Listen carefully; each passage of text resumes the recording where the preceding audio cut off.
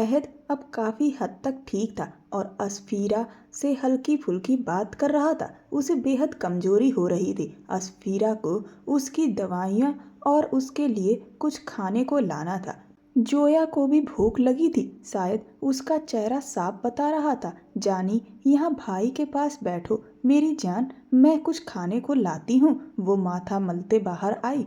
अभी इतने बड़े हॉस्पिटल का बिल भी भरना था। अगर उसकी चलती तो किसी छोटे हॉस्पिटल में ले जाती, लेकिन अब उनको कौन समझाता कहाँ जा रही हो। उसे बरामदे से गुजरते देखकर अरबाज शाह ने उसे रोका। सैर करने तेजी से जुबान से फिसल गया। फिर सामने खड़े शख्स को देखकर खुद को संभालते हुए बोला, वो दवाइयाँ लाने। आपका शुक्रिया, आपने इतनी मदद कर दी, वरना जो कुछ मैंने किया उसके बाद मदद करना बनता नहीं था। सही कह रही हो, वह भी बोला तो असफीरा ने मुंह बनाते हुए उसे घूरा। वैसे भी मैंने यह सब तुम्हारे लिए किया भी नहीं, तुम्हें तुम्हारी गलती की सजा मिलेगी, लेकिन इस सब में उन मासूम बच्चों का कोई कसूर नहीं। इसीलिए जो भी किया उन बच्चों के लिए और इंसानियत के नाते किया, तो किसी खुशफहमी में मत रहना। उसकी बातें सुनकर असफीरा ने दिल ही दिल में उसे खड़ूस कहा, मैं जाऊं अब। वह उसकी बात का जवाब दिए बिना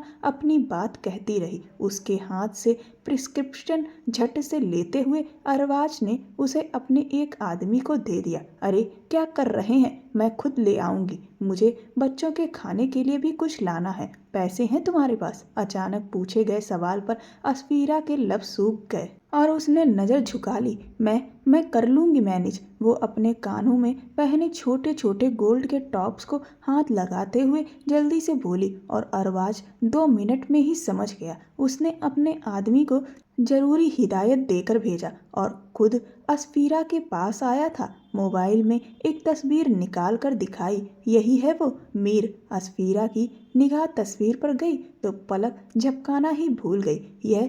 यह तो हैदर जी हैं। इनकी तस्वीर आपके पास कहाँ से? वह बुरी तरह उलझ गई। ये मेरे भाई हैं, बड़े भाई, लेकिन सौतेले। वह गहरा सांस भरकर रह गया। असफीरा पर तो जैसे पहाड़ ही टूट पड़ा। सामने खड़ा शख्स, क्या वह उसके बच्चों को छीनने आया था? नहीं, मैं नहीं जानती इन्हें। कौन है ये? वह पहले घबराई, फिर अगले ही पल अपनी ही बात से मुकर गई। अरबाज शाह ने उसे एक सख्त निगाह से देखा, मानो कह रहा हो, कितनी बड़ी ड्रामेबाज है यह लड़की। अपना दामन झटकती हुई वह वार्ड की तरफ बढ़ गई। उसे समझ नहीं आ रहा था कि अब वह इस नई मुसीबत से कैसे छुटकारा पाए। और यह मसला तो तब और बढ़ गया जब शाम को अहद को डिस्चार्ज करने का वक्त आया तो अरबाज शाह ने उन्हें अपने घर ले जाने की बात रख दी। ऐसे कैसे दे दूं आपको अपने बच्चे? मुफ्त में बाजार से खरीद कर नहीं लाई। चलो निकलो यहाँ से, वह बदतमीजी से बोली। अब की बार पहले वाली असफीरा बन गई थी। देने तो पड़ेंगे, क्योंकि ये दोनों बच्चे हमारे खानदान के वारिस हैं और यह ऐसी हालत में जिंदगी गुजारेंगे, मुझे कतई मंजूर नहीं। बहुत जल्दी ख्याल आ गया आपको। अब की बार वह नम लहजे में उसके पास आती हुई तंज से बोली, जब पसंद की शादी करने पर आपके घर वालों ने उन्हें घर से निकाल दिया था, तब कहाँ थे आप? तब क्यों नहीं बोले कि इतना अरसा वो हमारे साथ रहे, अपनों के लिए उसे रोते देखा, और फिर आखिरी वक्त में भी आप लोगों में से कोई ना था। कैसे भाई हैं आप? जनाजे तक में शामिल ना हुए। आए बड़े आज उनके बच्चों पर हक जताने वाले, कान खोल कर सुन लीजिए, ये सिर्फ मेरे बच्चे हैं और किसी के नहीं। वह इतनी सख्ती से उंगली उठाकर चेतावनी दे रही थी कि अरबाज शाह बिल्कुल चुप हो गया। वह पलटकर अहद के पास जाकर बैठ गई। वह अपने हक पर थी, लेकिन उस सब में अरबाज शाह का क्या कसूर था? वह तो यहाँ था ही नहीं। हैदर अरबाज का बड़ा भाई था। दोनों की माँ अलग अलग थी। अरबाज की माँ खानदानी बहू थी, जबकि हैदर की माँ से अरबाज के पिता ने मोहब्बत की शादी की थी, इसीलिए वह सौतेला भाई था। पर दोनों का पिता तो एक ही था ना। और अरबाज ने हमेशा हैदर से बेपनाह मोहब्बत की थी। माँ बाप के गुजर जाने के बाद उसने उसे बड़े भाई का दर्जा ही दिया, लेकिन दाजी के लिए उनका बड़ा पोता अरबाज शाह ही रहा। रुतबा बड़ा पोता होने के नाते हैदर का हक था, पर वह सब दाजी ने अरबाज को सौंप दिया। अपने एक बिजनेस प्रोजेक्ट के सिलसिले में वह विदेश गया था और जब कुछ अरसे बाद वापस लौटा तो हैदर को गायब पाया। उसने बहुत ढूंढा लेकिन उसे हैदर कहीं नहीं मिला। वह इस दुनिया में होता तो मिलता ना। बस इतना जानता था कि पसंद की शादी पर उसकी और दाजी की आपस में बहस हुई थी और वह घर छोड़कर चला गया था। पर आज अगर दाजी को पता चलता कि वह घर क्या दुनिया तक छोड़कर जा चुका है तो वह क्या करते। जोया, घर जाना है। जोया की भी तबीयत अब कमजोर लग रही थी। वह बच्ची भी सुबह से बेचारी यहीं पर थी और अरबाज शाह तो एक सेकंड भी यहाँ से इधर उधर नहीं हुआ था। उसे अपने भाई के बच्चे हर हाल में चाहिए थे, चाहे सामने बैठी लड़की उनसे बेहिसाब प्यार करती हो। पर जिन हालात में वह उन्हें रखे हुए थी, बच्चे यह सब डिजर्व नहीं करते थे। वे जिस बाप की औलाद थे वह आलीशान और इज्जत वाली जिंदगी के हकदार थे। वे उस हवेली के वारिस थे, उन्हें उनका हक मिलना चाहिए था। और अरबाज अपने भाई हैदर को तो उसका हक नहीं दिला सका था, पर उसके बच्चों को वह उनका हक दिलाकर रहेगा। यह वह दिल ही दिल में ठान चुका था। तुम इन्हें नहीं ले जा सकती, यह मैं आखिरी बार कह रहा हूँ। वह फिर उनके आगे आकर खड़ा हो गया। यह बच्चे मेरे हैं, रास्ते में मत आइए। वरना वह फट पड़ी। वरना क्या? अरबाज को भी गुस्सा आने लगा। वह जो आगे कुछ कह नहीं पाई थी अब बोल भी नहीं सकी। देखो, अपने रुतबे और बलबूते पर मैं तुमसे यह बच्चे चंद लम्हों में छीन सकता हूँ। यहाँ तक कि अदालत भी मेरे हक में फैसला देगी। सब पैसों का खेल है, तो बेहतर नहीं है कि तुम यह बच्चे खुद मेरे हवाले कर दो। मैं उन्हें बेहतर जिंदगी दे सकता हूँ। वह सब मिलेगा जो उनका हक है। तुम्हें बस एक तरफा होना है और इसके बदले तुम्हें मुंह मांगी रकम मिलेगी। बल्कि ब्लैंक चेक दूंगा, भर लेना। वह उसे लालच दे रहा था और वह हंस रही थी। आपको लगता है कि मैं पैसों के लिए कुछ भी कर सकती हूँ तो ठीक है, आपको सही लगता है, लेकिन पैसे मुझे इन बच्चों के लिए चाहिए। और अगर मैं ये बच्चे ही आपको दे दूं तो मेरे पास क्या बचेगा? मैं नहीं दे सकती। मिस्टर अरबाज शाह, माना कि मैं इन्हें लग्जरी लाइफ नहीं दे सकती, लेकिन एक लगाव देने वाली मौसी तो बन सकती हूँ। तुम खुद गर्ज हो रही हो। वह मुड़ी ही थी कि अचानक अरबाज की बात से उसका दिल धक्क से रह गया। तुम अपनी खुशी के लिए बच्चों का बेहतरीन भविष्य दांव पर लगा रही हो। इस बात को सोचो, उन्हें उनका हक मिलेगा। तुम रुकावट मत बनो। थोड़ा दिल बड़ा करो। सिर्फ बच्चों के मामले में आज ही की बात ले लो। अगर मैं ना होता तो तुम क्या कर लेती? वह उसे आईना दिखा रहा था। वह अपनी आंखों में आए आंसू जबरदस्ती रोकती हुई गहरा सांस भर गई। अहद को बहुत संभाल कर उठाया और जोया और अहद दोनों का हाथ थामे उसके पास आई। मैं नहीं दे सकती इन्हें आपको। मैं मर जाऊंगी इनके बिना। ना ये रह पाएंगे मेरे बगैर, न मैं रह पाऊंगी। अब की बार वह बेबसी से कह रही थी। आप भी चल सकते हैं, मगर बच्चे मैं नहीं दूंगी। उनके साथ अचानक ही अरबाज शाह ने जो फैसला लिया, असफीरा हैरानी से उसे देखने लगी। तुम मेरे साथ चलो। किस हैसियत से? वह तीखी हो गई। जो हैसियत तुम चाहो मैं देने को तैयार हूँ। मुझे बस इन बच्चों का भविष्य संवारना है। कयामत के दिन मैं अपने भाई के आगे सरफरोश होकर खड़ा होना चाहता हूँ। हम निकाह कर लें? वह सीधा बोला। क्या? अफसीरा का मुंह खुला का खुला रह गया। पर बस बस पेपर मैरिज मुझे अपने बच्चों के लिए करनी पड़ेगी और यह निकाह तब तक रहेगा जब तक मुझे यकीन नहीं हो जाता कि यह बच्चों के हक में अच्छा है और तुम उन्हें उनका हक दिलाओगे। तुम केयर टेकर की हैसियत से भी क्यों? वह अचानक तड़क गई। केयर टेकर को सवाल जवाब की इजाज़त नहीं होती, वह हुक्म की गुलाम होती है। मुझे और मेरे बच्चों को आपके घर में आपके खानदान की गुलामी नहीं करनी।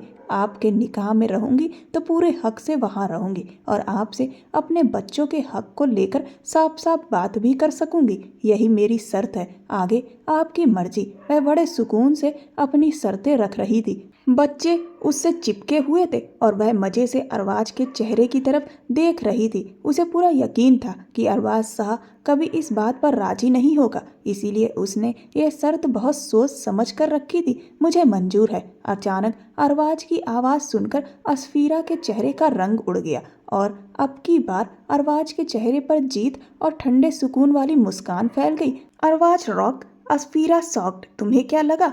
तुम यह बचकानी शर्त रखकर बच्चों को मुझसे दूर कर दोगी? तुम्हें तुम्हारी ही चाल में ना उलझा दिया तो मेरा नाम भी अरबाज सहा नहीं। वह दिल ही दिल में उससे कह रहा था। कुछ ही देर बाद वह दोनों मस्जिद में थे।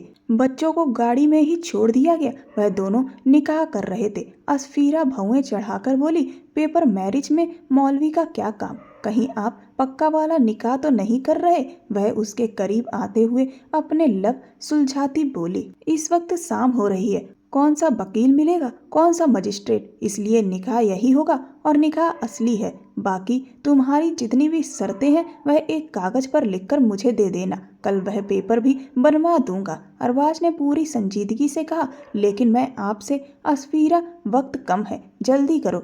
वह सुबह से यहीं बच्चों की खातिर फंसा हुआ था और यह लड़की उसे बहुत टफ टाइम दे रही थी। ठीक है, बस एक बात याद रखना, आप अपनी हद से आगे मत बढ़ना और कभी मुझे असली बीवी समझकर मेरे करीब आने की कोशिश मत।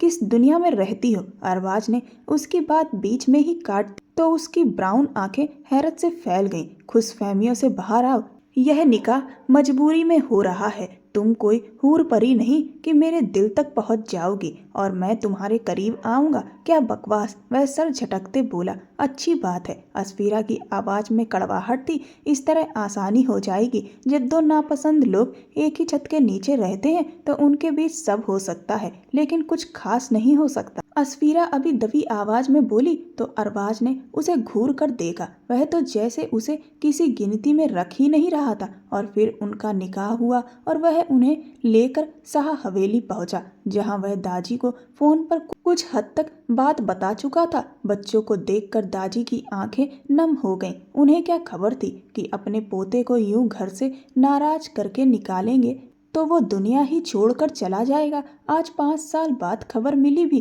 तो क्या कि वह इस दुनिया में नहीं रहा और उसके 2 छोटे बच्चे हैं, आहत और जोया। सामने खड़ी बूढ़ी हस्ती को देखकर फिर असफीरा को देखने लगे। असफीरा ने सिर हिलाकर उन्हें इशारा किया तो वह आगे बढ़कर अपने बाप के दादा को सलाम करने लगे। उन्होंने झुककर दोनों को बारी बारी प्यार किया और अपनी आंखों में आए आंसू पोंछे। अरबाज, यह मेरे हैदर के बच्चे हैं। दादी भरी आवाज में बोले, क्या गारंटी है कि बच्चे हैदर भाई के ही हैं? मेरा मतलब यह लड़की, इसके साथ यह यहाँ आए हैं। इस लड़की ने जो कल तमाचा लगाया वह किसी से छुपा तो नहीं है ना? फिर कैसे यकीन करें इसकी बात पर, जबकि कल यह खुद बेसुध थी।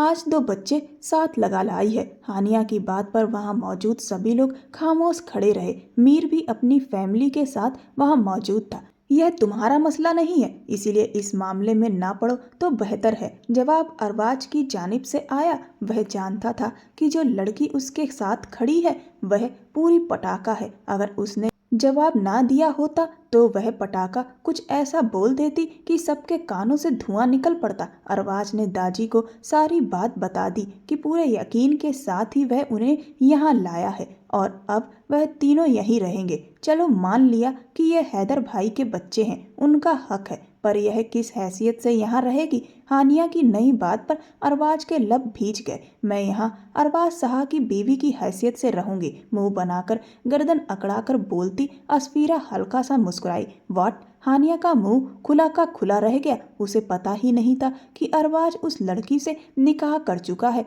और उसे घर ले आया है, जबकि अरबाज ने सबसे पहले दाजी को अपने निकाह की इत्तला दी थी और उन्हें उसके फैसले से कोई मसला नहीं हुआ, क्योंकि एक बार वह हैदर के साथ भी ऐसा कर चुके थे और उसे खो भी चुके थे। अब उन्होंने दिल से तय किया था कि चाहे कुछ भी हो जाए वह अपने बच्चों को उनकी जिंदगी उनकी मर्जी के मुताबिक जीने देंगे। असफीरा ने बच्चों के लिए कमरा तैयार करवाया। अपने कमरे के साथ वाला कमरा उन बच्चों के लिए तय किया।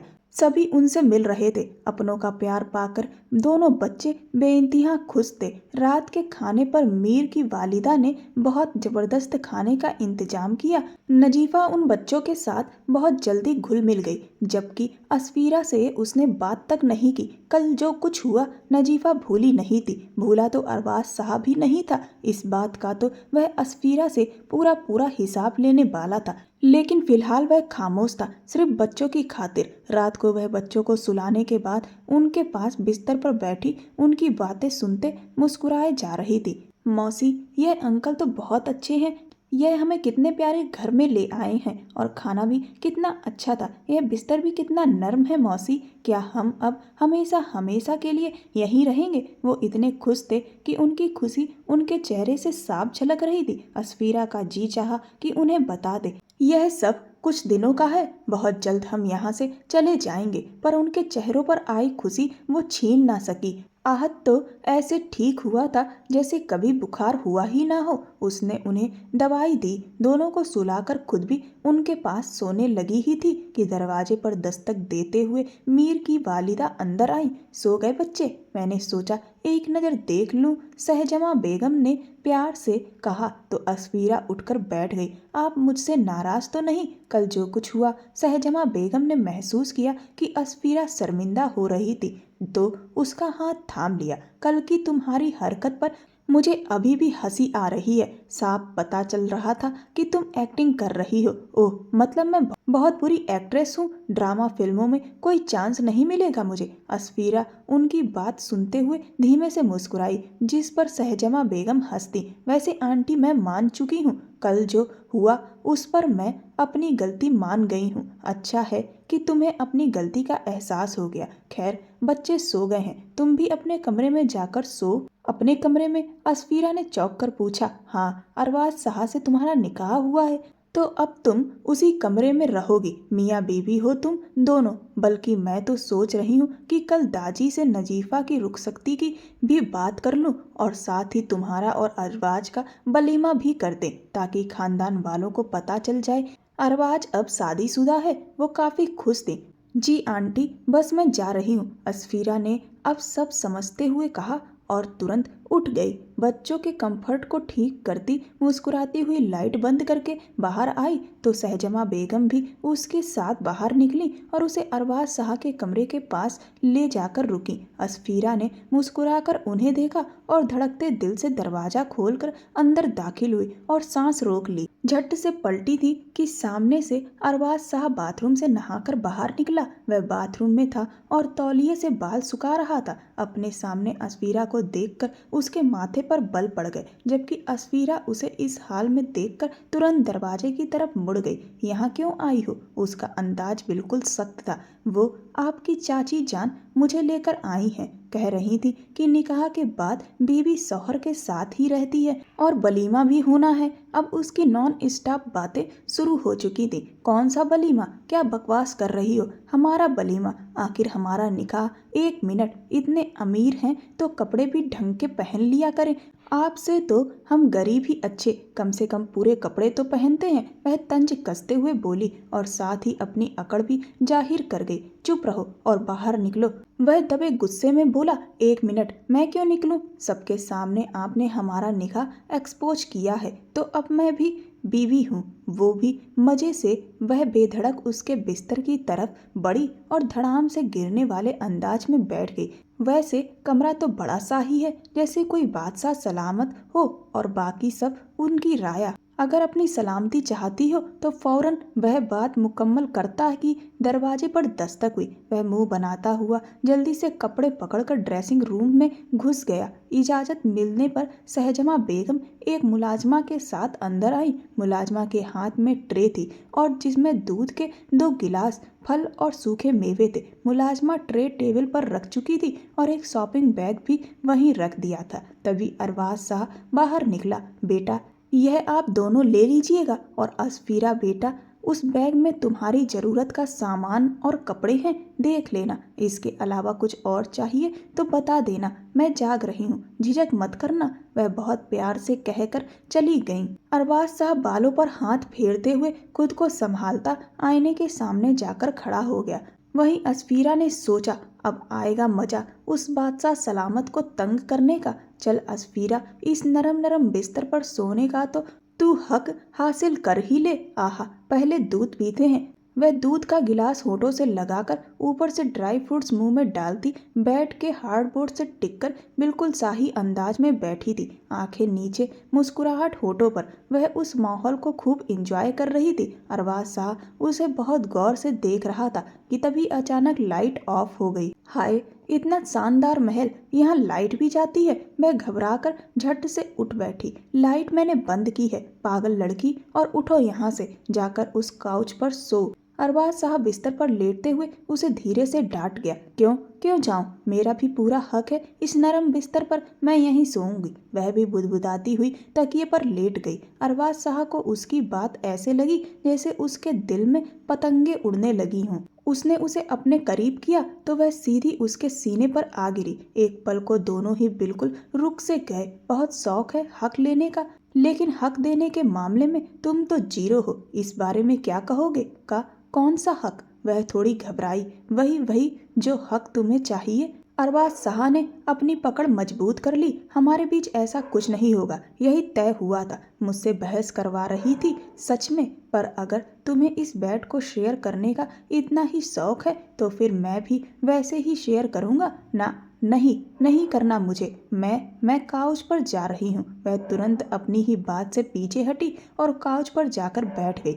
फिर मुंह बनाकर अरबाज शाह को देखने लगी। कितना बदतमीज है ये, बादशाह सलामत, खड़ूस ना हो तो। वह बड़बड़ाती हुई मुश्किल से वहीं लेटी और सोने की कोशिश करने लगी। सुबह शहजमा बेगम के लाए कपड़े पहनकर बाहर निकली और बच्चों को एक नज़र देखा जो अभी भी सो रहे थे। तभी कॉरिडोर में उसे वह शख्स दिखा जिसे देखने को उसकी आंखें कब से तरस रही थी। ओए रुक, कहाँ जा रहे हो? मुझे यहाँ इस जल्लाद खड़ूस के पास फंसाकर खुद कहाँ गायब हो गए? तुम चुप रहो यार, क्यों मुझे फंसाना है? अगर अरबाज भाई को पता चला ना, मेरी जान ले लेंगे। तुम अभी जाओ यहाँ से और अपना मुंह बंद रखो प्लीज। उसने हाथ जोड़ लिए। अच्छा, और अगर मैं उन्हें सब बता दूं तो? असफीरा ने आंखें तरेरी। ना, नहीं, प्लीज, तुम्हें मैं ढेर सारे पैसे दूंगा, प्लीज मत बताना। वह यह कहते ही वहां से गायब हो गया। ओहो, यह शख्स यहीं रहता है, मतलब यह सब सोची समझी साजिश है।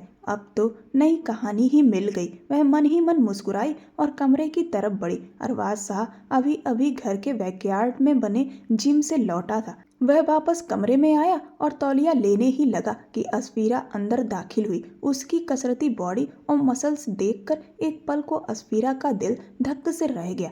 उसकी बॉडी बहुत शानदार थी, यूं ही नहीं वो इतना मगरूर था। खैर, एक दिन सब मिट्टी में मिल जाना है, वह मन ही मन बोली। कमरे में दस्तक देकर आया करो, माना निकाह हुआ है, लेकिन अभी इतना हक नहीं दिया तुम्हें कि ऐसे देखो मुझे। वह उसके एकटक देखते रहने पर तंज कस गया। एक्सक्यूज मी, इतने आप शहजादा चार्ल्स हैं जिसमें मैं असफीरा अली फिदा हो जाऊं? पहले जाकर मुंह तो धोकर आइए, शीशे में खुद को देखकर डर जाएंगे आप। असफीरा ने जवाब दिया। और उधार रखो ये बातें, नामुमकिन सी बात थी कि मैं तुम पर फिदा हो जाऊं। आज स्केच बॉय आ रहा है जिसने तुम्हें वो बच्चों वाला ड्रामा करने को कहा था, उसका स्केच बनवाओगी तुम, समझी? और मुझे अपनी बात दोहराने की आदत नहीं। उसके चेहरे के बदले हुए हाव भाव बता रहे थे कि वह अभी भी नाराज है। यह बोलकर वह अपना कपड़ा उठाकर बाथरूम में घुस गया। उफ, अब क्या करूं? उस शख्स की तस्वीर बनवाऊं क्या? असफीरा ने माथा पकड़ लिया, लेकिन उसने मना किया था। क्या पता बेचारा वो भी मेरी तरह बेघर हो। अगर उसकी तस्वीर ना बनवाऊं तो फिर किसकी बनवाऊं? वो सोच में डूब गई, जबकि आने वाले वक्त से बेखबर थी कि यह बात राज रखकर उस हवेली के रहने वालों के साथ कितना जुल्म कर रही थी। आहत और जोया कुछ ही दिनों में सबकी आंखों का तारा बन गए थे। पूरी हवेली में उन्हीं दोनों का राज था। दाजी उन्हें देखकर जीने लगे। असफीरा और अरबाज का वलीमा भी शानदार अंदाज में हुआ और मीर के साथ नजीफा की रुखसती भी हो गई। वो दोनों हनीमून के लिए देश से बाहर चले गए, जबकि हानिया जैसी खराब नीयत की लड़की आखिर में खाली हाथ ही रह गई। और जो खुद खाली हाथ रह जाए वो दूसरों को खुश देख ही नहीं सकते। हानिया अपनी उजड़ी हालत की जिम्मेदार असफीरा को समझती थी। अगर उस दिन वो अच्छी तरह एक्टिंग कर लेती तो आज मीर उसका होता और सबसे बढ़कर वो उस हवेली की बहू बन गई होती जो हानिया के बर्दाश्त से बहुत बाहर था। अब उसे असफीरा को अरबाज की नज़रों में गिराना था ताकि वो बच्चों को तो रख ले लेकिन उसे घर से निकाल दे। और इस बार हानिया ने पूरा पुख्ता प्लान बनाया था। असफीरा ने स्केच बॉय से गलत स्केच की तस्वीर बनवा ली थी जो इस दुनिया में था ही नहीं। मतलब उसने अपने स्कूल के ज़माने के एक उस्ताद की तस्वीर बनवा ली थी। बस उसके बाद असफीरा की तो जान छूट गई। लेकिन अरबाज लगातार उस आदमी को ढूंढने में जुट चुका था जो शायद इस दुनिया में था ही नहीं। और यह बात अभी उसे तस्वीर की तफ्तीश करवाने पर पता चली। जो बात सामने आई उसे देखकर अरबाज शाह का जी चाहा कि असफीरा उसके सामने हो और वो उसको सबक सिखा दे। गुस्से से वह घर की ओर निकला। घर पहुंचा तो एक नया झगड़ा पड़ा हुआ था। असफीरा के कमरे से एक शख्स पकड़ा गया था जो अपने आप को असफीरा का आशिक बता रहा था और असफीरा लगातार इस बात से इनकार कर रही थी। दाजी असफीरा के साथ थे जबकि शहजमा बेगम का यकीन थोड़ा डगमगा रहा था। हानिया सच में आग लगा रही थी। मैं सच कह रही हूँ दादी, यह शख्स कौन है मैं नहीं जानती। वो अपने आंसू निकलते हुए सफाई दे रही थी। तुम इस काबिल हो कि तुम्हारा यकीन किया जाए। अचानक ही अरबाज शाह के आने पर उसकी निगाह उसकी तरफ गई। वह बेइंतहा गुस्से में लग रहा था। उसके हाथ में एक फाइल थी। वो आगे बढ़ा तो असफीरा ने उम्मीद भरी नज़रों से उसे देखा। चाहे कुछ भी हो जाए वह इतना तो यकीन कर सकता था कि असफीरा में लाख बुराइयां सही पर वह चरित्रहीन नहीं हो सकती। आज उसे अरबाज शाह के भरोसे की सख्त जरूरत थी पर वह क्यों उस पर भरोसा करता जबकि वह पहले ही उससे झूठ बोल चुकी थी। उसने गलत शख्स का स्केच बनवाकर पूरे एक हफ्ते से अरबाज शाह को घनचक्कर बनाया हुआ था और वो पागल उसके बनवाए हुए स्केच पर बिना किसी शक के भरोसा कर गया। आज अरबाज शाह को उसमें सिर्फ एक ही बात नजर आ रही थी कि सामने खड़ी लड़की धोखेबाज थी। सर से लेकर पैर तक सिर्फ धोखा और आज चाहकर भी वह उसका साथ नहीं दे सकता था। अरबाज बेटा बस दाजी अब और नहीं। मैंने सिर्फ बच्चों की वजह से इस लड़की को यहाँ बर्दाश्त किया, यहाँ तक कि बच्चों के साथ ये हमेशा रह सके इसीलिए इससे निकाह कर लिया और इसने मेरे एतबार को ठेस पहुंचाई। और जब एतबार टूट जाए तो कुछ भी बाकी नहीं रहता। आखिरी अल्फाज कहते हुए उसका लहजा भी टूट गया। अरबाज जी चुप। उसके अल्फाज में ऐसी शिद्दत थी कि वो सहम कर 2 कदम पीछे हट गई। खबरदार जो मेरा नाम भी लिया अपनी जुबान से। तुम्हें क्या लगा तुम मुझे उल्लू बना लोगी? हाँ। उसने असफीरा का बाजू सख्ती से पकड़कर उसे अपने सामने किया। वो सहमी हुई सर ना में हिलाती रही। शर्म नहीं आई झूठ बोलते हुए? जिस थाली में खा रही हो उसी में छेद भी कर रही हो। इतनी बेशरम लड़की हो तुम। ऐसा नहीं है, मैं इस शख्स को नहीं जानती। भाड़ में जाए ये शख्स। मुझे बताओ किसका स्केच है ये? वो फाइल उसके सामने करते हुए उसका बनवाया स्केच दिखा रहा था और अब असफीरा को समझ आया कि वह इतना गुस्से में क्यों है। अब कहने को कुछ बचा ही नहीं था। उसे अंदाजा नहीं था कि उसका झूठ इतनी जल्दी पकड़ लिया जाएगा। बेटा यह सब क्या है मुझे भी तो बताओ। दादी की बात पर अरबाज शाह ने सख्ती से कहा, एक नंबर की झूठी लड़की है यह। सामने वाले की आंखों में धूल कैसे झोंकनी है कोई इससे सीखे। इसने मुझे गलत शख्स का स्केच बनवा कर दिया, उस आदमी का जो इस दुनिया में है ही नहीं। पिछले साल उसकी मौत हो चुकी है। और असफीरा का सर शर्म से झुक गया। तुम जैसी धोखेबाज लड़की की मेरे घर में कोई जगह नहीं। आउट। वह अपनी बात कहते हुए आगे बढ़ गया। नहीं अरबाज जी आप ऐसा नहीं। Set up and out from my house. वो उसकी बात काटते हुए चिल्लाया।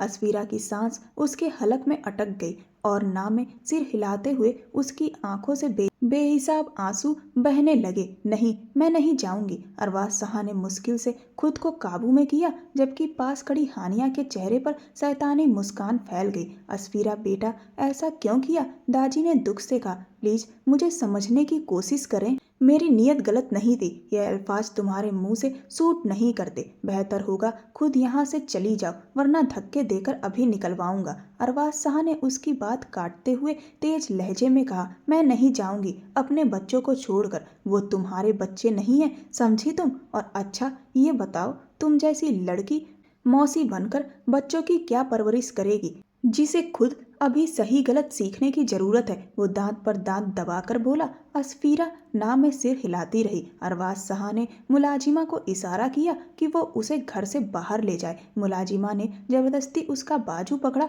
और बाहर ले जाने लगी। असफीरा खुद को छुड़ाते वापस उसकी तरफ आई। प्लीज, मैं झूठी नहीं हूँ, मुझे एक मौका दे दो। वो अरबाज शाह की शर्ट पकड़कर शिद्दत से रोती हुई बोली। पहली बार वह टूट कर रोई थी क्योंकि आज गलती उसी की थी। तभी अचानक वो शख्स जो असफीरा के कमरे में पकड़ा गया था उसके करीब आने लगा। मौका पाकर वह बात को अपने हक में मोड़ना चाहता था। इससे पहले कि वह असफीरा को छू पाता, उसकी कलाई को अरबाज शाह ने इतनी जोर से पकड़ा कि वो दर्द से तड़प उठा। असफीरा बस उसे देखती रह गई। वो इस शख्स की आंखों में अपने लिए नफरत नहीं देख पा रही थी। सब नफरत कर लेते तो एक बात थी, मगर अरबाज जैसा शख्स अगर उसे गलत समझ ले, यह वो सह नहीं पा रही थी। खबरदार, मेरी बीवी को छुआ तो हाथ तोड़ दूंगा, अरबाज शाह चिल्लाया और झटके से उसका बाजू छोड़ते ही वो लड़खड़ाकर पीछे हटा। अरबाज, यह लड़का उसके कमरे में था और हानिया की बात आधी रह गई क्योंकि अरबाज शाह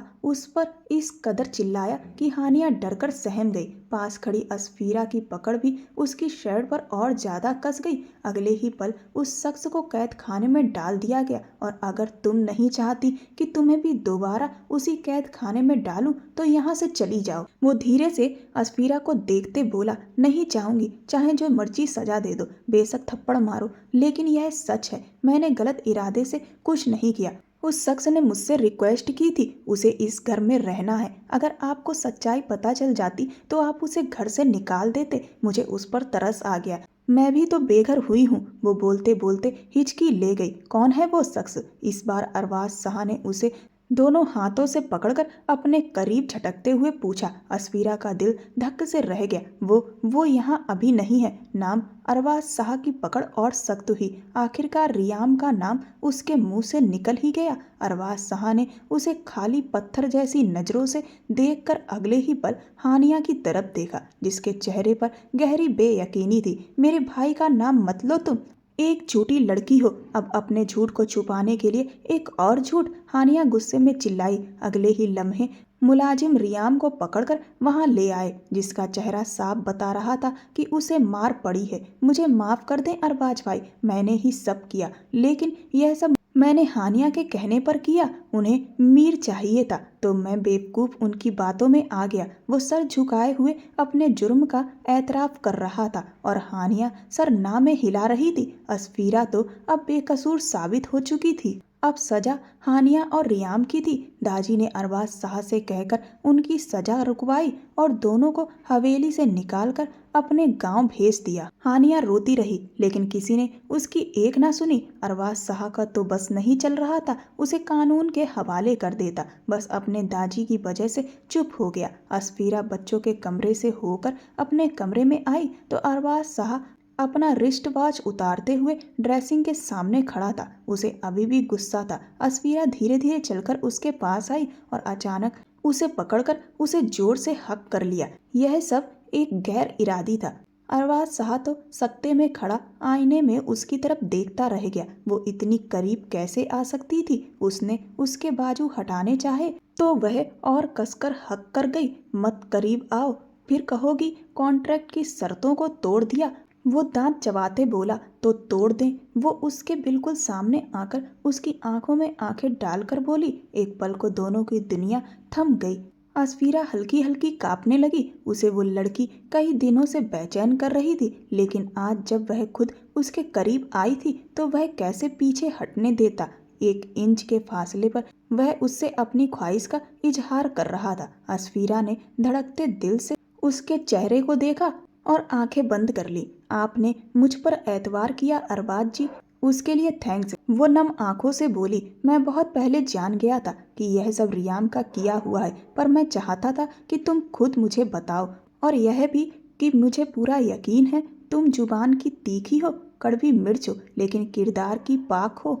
असफीरा की आंखें भीग गईं, लेकिन उसके चेहरे पर मुस्कान ने दस्तक दी। आप मुझे अच्छे लगते हैं अरबाज जी। आज आपने असफीरा का दिल जीत लिया। फिर तुम्हारी सारी शर्तें खत्म, मेरे साथ नई जिंदगी शुरू करोगी। वो उसकी ओर अपनी हथेली बढ़ाता बोला, जिसे अस्फीरा ने तुरंत पकड़ लिया। नेकी और पूछ पूछ उसका खनकता अंदाज अरबाज शाह के दिल को छू गया। उस पल दोनों अपने रिश्ते में पूरी तरह बंध चुके थे। सारी गलतफहमियां दूर हो गई थी तो हर मंजर साफ और दिलकश नजर आने लगा। दोस्तों, आपको यह कहानी कैसी लगी मुझे कमेंट सेक्शन में कमेंट करके जरूर बताएं। ये कहानी पूर्णतः काल्पनिक है। इस कहानी में दिखाई गई सभी घटनाएं और पात्र पूरी तरीके से काल्पनिक हैं। इनका उद्देश्य केवल मनोरंजन प्रदान करना है। ऐसी और भी रोमांचक कहानियों को सुनने के लिए मेरे चैनल के साथ बने रहें। धन्यवाद।